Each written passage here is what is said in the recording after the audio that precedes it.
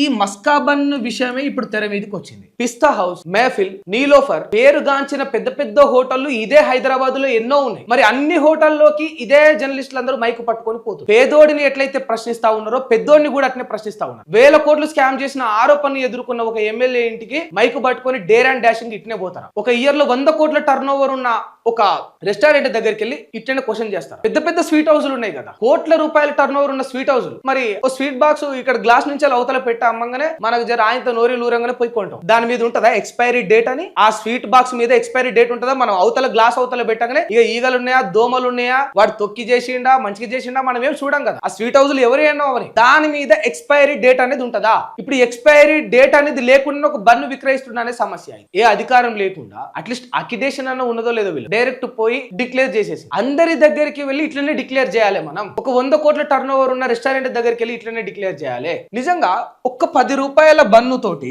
ఎన్ని బన్నులు అమ్మితే ఆయన 10 రూపాయల బన్నులు ఇద్దరు పిల్లల ఫీజు కట్టగలుగుతాడు. అట్లాంటి 10 రూపాయల బన్నులు ఎన్ని అమ్మితే కట్టుకున్న భార్యను సంతోషంగా చూడగలుగుతాడు. ఇట్లాంటి 10 రూపాయల బన్నులు ఎన్ని అమ్మితే వాళ్ళ తల్లి అనారోగ్యం పాలైతే హాస్పిటల్లో ట్రీట్మెంట్ చేయించగలుగుతాడు.